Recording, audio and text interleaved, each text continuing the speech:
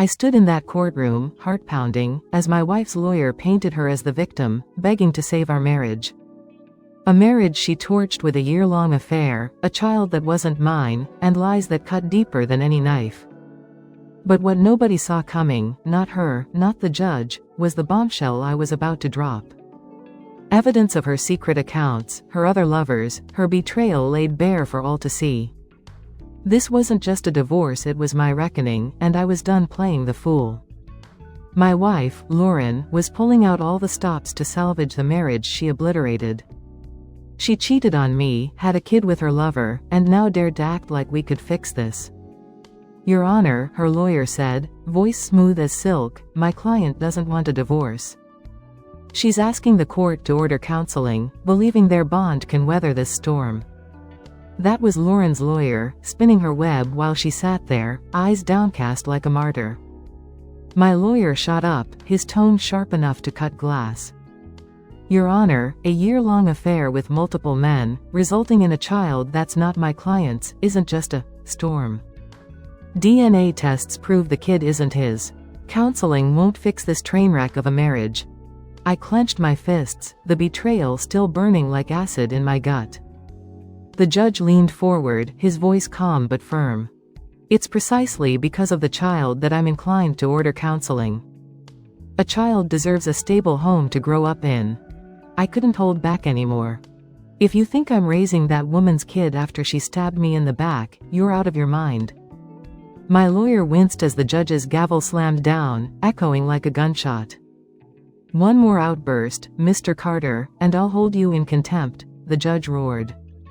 I'm ordering 1 month of counseling, 2 sessions a week. You'll show up, Mr. Carter, or face the consequences. He glared at me, gavel striking again, dismissing us. Lauren's lips curled into a smug little smirk as we left the courtroom. She thought she'd won. I walked into the counselor's office, already dreading the charade. I'm Dr. Mitchell, but you can call me Tom, the therapist said, offering a warm smile. May I call you Ethan? Nope, I snapped. It's Mr. Carter to you. Lauren opened her mouth. Ethan, there's no need to. Don't even talk to me, I cut her off, my voice like ice. Dr. Mitchell raised a hand. Let's all take a deep breath and settle down. Please, Mr. Carter, take a seat. 2 chairs sat side by side in front of his desk, way too close for my liking. I grabbed mine, dragged it 6 feet away from Lauren, and plopped down.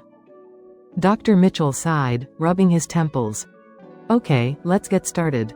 I didn't hear much after that. I popped in my AirPods and cranked up my music. Let them waste their breath. Dr. Mitchell stared at me, eyebrows raised, before turning to Lauren. I scrolled through my phone, tuning out their chatter. 15 minutes later, Lauren stood, shot me a death glare, and stormed out. I yanked out my AirPods. Great session, Doc. Catch you Thursday. I'm canceling the sessions and sending my report to the judge, he said, voice tight. Even better, I replied, and walked out without a backward glance. Back in court, the judge was fuming, his eyes boring into my lawyer. Give me one reason I shouldn't hold your client in contempt. Your Honor, my lawyer said coolly, you ordered my client to attend, and he did. The counselor canceled the sessions, not him. The judge's face reddened. The report says he wore headphones and ignored everyone. My client attended as ordered, my lawyer countered. The counselor deemed further sessions pointless. We request the divorce be granted. Absolutely not, the judge snapped. I'm ordering 4 more weeks of counseling, and Mr. Carter will participate. The next session was a carbon copy of the first, same office, same 2 chairs, same bare desk. A photo of a woman and a young kid sat next to Dr. Mitchell's legal pad. Mr. Carter, please take a seat, he said, gesturing to the chairs. I started moving mine, and Lauren reached out to stop me. I jerked back. Touch me, and I'll consider it an attack. You'll regret it. Lauren gasped, pulling her hand back like I'd burned her. I set my chair down and pulled out my phone. Mr. Carter, Dr. Mitchell said, the judge ordered you to engage in this session. I know, I said, holding up my phone. I'm recording to prove I'm here. My lawyer warned me some counselors get cozy with one side. Since Lauren's been seeing you for a while, I'm making sure you don't play favorites. And if I object to recording? Dr. Mitchell asked, frowning. Then I'll request a new counselor, I shot back. I've got that right. The only reason I haven't is because it'd drag this out even longer. Dr. Mitchell turned to Lauren. How do you feel about the recording? Whatever, she muttered, waving a hand. Can we just start? All right, Dr. Mitchell said, leaning forward. Before we begin, any questions? Yeah, I said, cutting in. I've got one. The room went dead silent, the air thick with tension. Dr. Mitchell looked at me, his face weary, like he knew this was a lost cause. Lauren, though, had that smug glint in her eye, like she thought she was winning. She didn't get it, never did. All I wanted was to end this nightmare. Dr. Mitchell adjusted his notepad, launching into his therapist spiel. He droned on about letting go of grudges, building trust, and working together.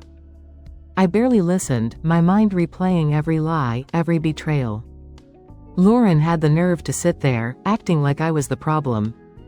Like my refusal to forgive her was some personal insult. Then Dr. Mitchell turned to me. Ethan, how do you feel about all this? I could have unloaded every ounce of rage and pain, but what was the point? They'd never understand. Lauren leaned forward, putting on her fake concerned face, like she cared. Honestly, I said, my voice shaking with barely contained fury, I feel gutted. Betrayed, humiliated, like a chump who got played while his wife lived a double life. Now we're sitting here, pretending there's something left to save.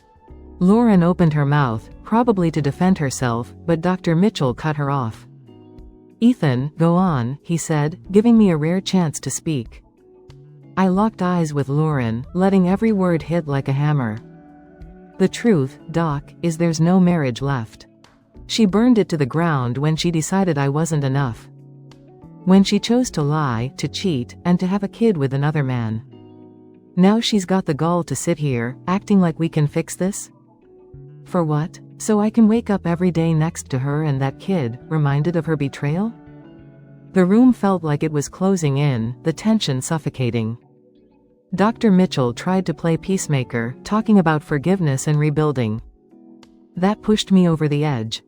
With all due respect, Doc, I said, cutting him off, forgiveness is for people who deserve it. I gave her everything, loyalty, love, my whole damn heart. What she gave me was a knife in the back. Lauren started sobbing, her cries filling the room. I felt nothing. Those tears were just another act, and I was done falling for it. After a moment, she pulled herself together, her voice trembling. I messed up, Ethan. A horrible mistake. But that doesn't erase our history, the life we built together. We're worth fighting for. Her words hit me like a punch to the gut, but not for the reason she thought. Worth fighting for? I said, my voice cold as steel. You had a whole year to think about that, Lauren.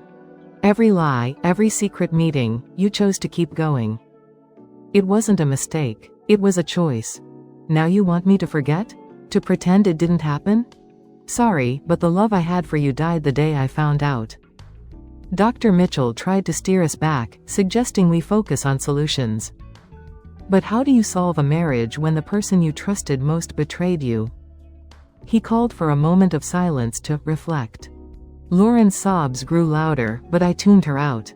When the session ended, Dr. Mitchell asked us to come back next week, ready to work. We left in silence. Outside, Lauren called after me. Ethan, please. I know you hate me, but I swear I can fix this. Just give me a chance. I turned, looking at her, really looking at her. She wasn't the woman I loved anymore, just a stranger who'd torn my life apart. It's not hate, Lauren, I said, my voice steady. I just don't care anymore. Her face crumpled, but I walked away, feeling lighter than I had in months. That night, in my cramped rental apartment, I lay awake, staring at the ceiling. The emptiness was heavy, but there was a spark of something else, resolve. Lauren would never let go. She'd keep playing the remorseful wife, dragging this out to save face. But it wasn't love driving her, just control, convenience, and the life she didn't want to lose. That realization lit a fire in me. I was done being her pawn. I started digging, determined to uncover every secret she was hiding. Her social media, old messages, anything she might have let slip. I hired a private investigator, sparing no expense to get the truth.